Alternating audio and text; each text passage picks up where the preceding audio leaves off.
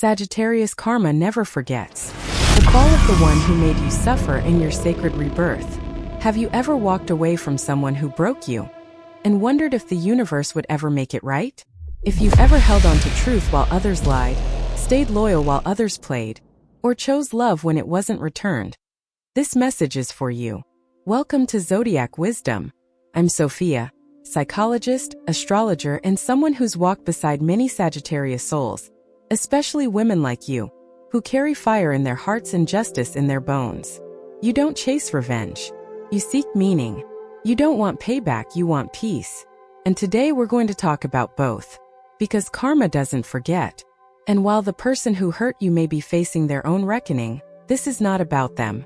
This is about you, and the sacred rebirth that's been quietly unfolding within you ever since the day you decided, I won't carry this anymore. If you're new here, welcome. This is a space where we grow, not just through astrology, but through awareness and truth. Hit like, subscribe, and turn on the bell so you never miss a message that finds you right on time. And if something in today's message resonates, stay with me until the end, because the moment that may change everything comes when you least expect it. When you hear something that hits home, tell me. Leave a comment. Your voice might be the very light someone else needs right now. Now take a breath. The truth is here, and it's waiting to set you free. Chapter 1. Justice has no deadline. Sagittarius, your soul was built for the truth. It's why you can't stand hypocrisy, why betrayal cuts you deeper than most, and why silence from someone you trusted can feel like the loudest scream in the world. You didn't need things to be perfect. You just needed honesty. But what you gave so freely, your belief in people, your faith in something bigger, was met with deception. And for a while you wondered, does the universe even care? Will those who hurt others ever be held accountable? Here's the answer I've come to. After decades of sitting with pain, listening to stories, and watching karma move across lives like an unseen tide. Justice is never in a rush, but it never forgets. You see, karma doesn't shout. It doesn't show up in dramatic scenes or poetic revenge. It shows up in silence. In the moment someone realizes that the power they used to control others has vanished. In the loneliness that follows manipulation. In the life they created without integrity and must now live in. And the truth? You don't need to witness their fall to know it's happening. That's not your burden. That's not your closure. What you need is the reminder that your integrity was not wasted. That your pain was not meaningless. That your ability to love, even when it wasn't returned, is a kind of courage the universe does not ignore. I think about Jessica, one of my clients from Colorado, a Sagittarius through and through, honest to the core, passionate about justice.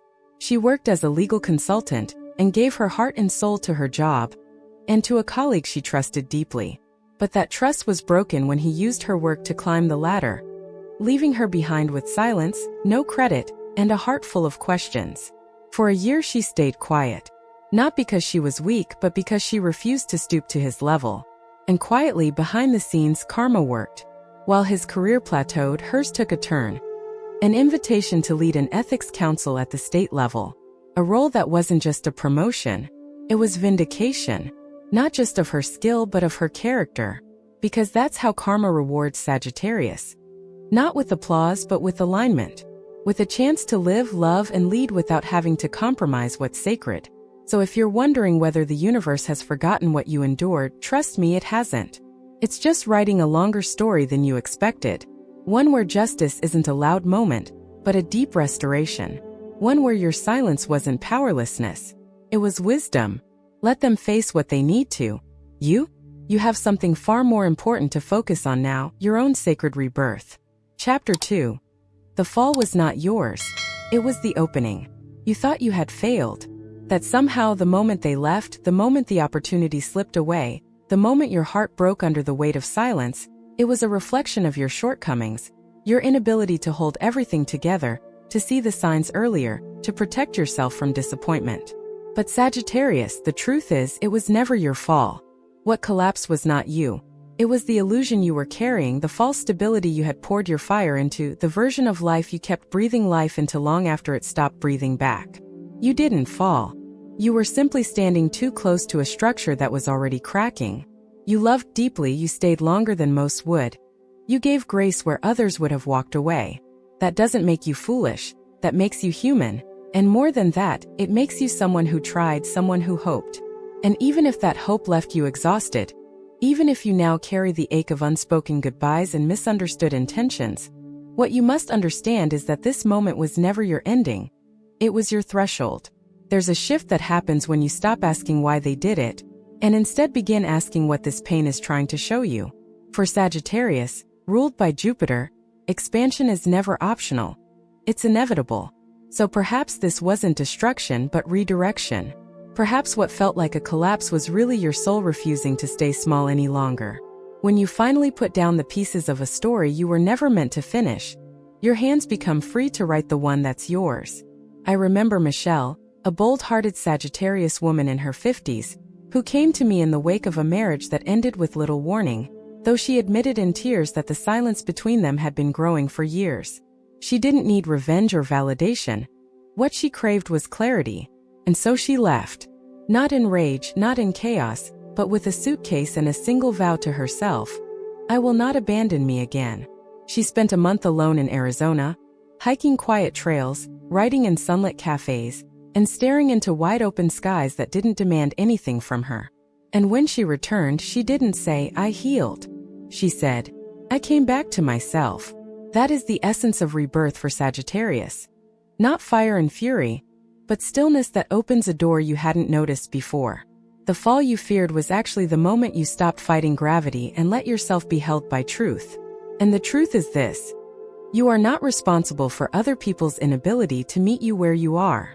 You are not meant to twist yourself into someone more acceptable, more digestible, more convenient. You are not here to stay small just to keep someone else from feeling insecure. You were made to move, to seek, to rise. And every time something or someone leaves your life, painful as it may be, ask yourself, not what did I lose, but what part of myself do I now have space to reclaim? Because Sagittarius, the arrow you carry was never designed to point backward. And what's waiting for you beyond this moment is not another fall but flight. Chapter 3. The arrow that never turns back. Reclaiming forward motion. There comes a moment in every Sagittarius journey when you realize that the only thing holding you back is the belief that you owe someone your suffering, that in order to prove you've healed, you must carry the pain a little longer, explain your truth one more time, make just one more effort to be understood by those who never really tried to understand you in the first place. But Sagittarius, you were never built for loops, you were made for the open road, and your symbol, the arrow, was never meant to turn around. When you've given all you can, when you've spoken honestly and still been met with silence, when your patience has been mistaken for permission and your kindness for weakness, there is nothing left to do but release. And I don't mean release with rage or bitterness. I mean the kind of release that happens quietly, the way leaves fall from trees in autumn, not because they're angry, but because it's time. Because nature, just like your soul, knows when something is no longer meant to stay. Forgiveness, for you, is not about excusing someone's behavior. It's about freeing your own spirit from the weight of a story that no longer reflects your truth. The arrow doesn't pause to ask if the target is ready. It simply flies with precision, with faith, with the understanding that its purpose is not to circle back but to break through. And when you choose to forgive, not to forget, not to erase but to detach, you reclaim something sacred, your forward motion. I once guided Erin, a Sagittarius woman in her early 60s who had spent decades being the strong one, the helper, the backbone of her family and her community. But somewhere along the way she lost track of what her own soul needed, because she was always bracing for the next crisis, fixing the next mess, carrying someone else's weight. And then one day, without a dramatic outburst or a grand plan, she decided to stop. She moved to a small coastal town in Oregon, started taking long walks by the sea, and began writing a book, not for publication but for herself. She said it felt like exhaling after holding her breath for 20 years. That's what letting go does for a Sagittarius. It doesn't look like defeat. It looks like air. There is a kind of power that comes when you no longer look over your shoulder. When you stop rereading old conversations, replaying scenes in your mind, trying to rewrite endings that were never yours to control. That power isn't loud. It's not even visible to most. But you'll feel it the first time you wake up and realize you didn't think about them the night before. You'll feel it when someone says their name and you no longer tense up. You'll feel it when you laugh freely, and wonder when you stop needing permission to feel joy. This is what it means to be Sagittarius in your healing era. Not needing to chase, not needing to prove, not needing to be anyone else's hero. You don't need closure from the person who hurt you. You need to remember that the door they walked out of is the same one you can now walk through too, into a life with more air, more light, more truth. So keep your arrows steady. Take them, not at anyone else, but at the future you've been postponing. Not because you weren't ready, but because you were still carrying things that were never yours to hold. And now that you've let them down, you can finally fly. Chapter 4. Sacred Rebirth. A life that doesn't ask you to shrink. There's something quiet, almost imperceptible, about the moment you realize you've outgrown a version of your life. It doesn't come with fireworks or loud goodbyes. It often arrives in stillness. In the breath you take after saying no for the first time without guilt. In the peace that settles in your chest when you stop chasing things that never felt like home. For Sagittarius, sacred rebirth isn't a sudden blaze. It's a slow, steady expansion into the life you were always meant to live.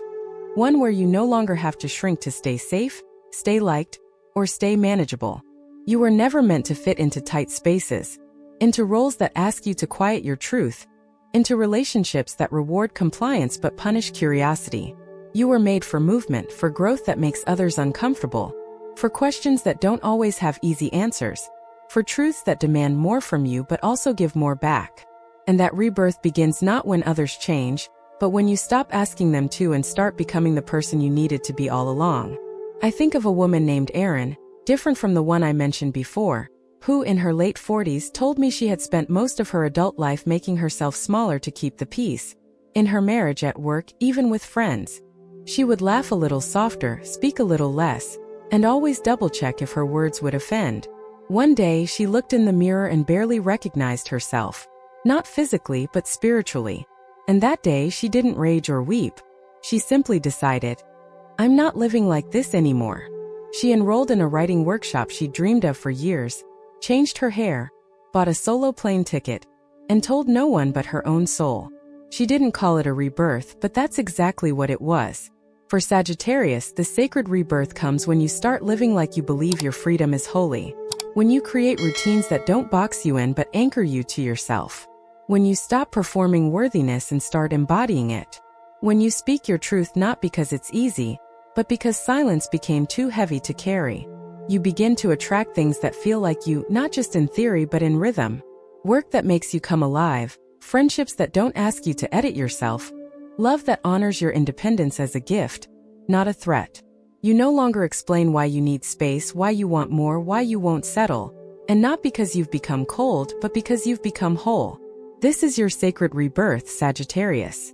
Not a return to who you were, but a rising into who you've always been beneath the stories, the survival, the silence.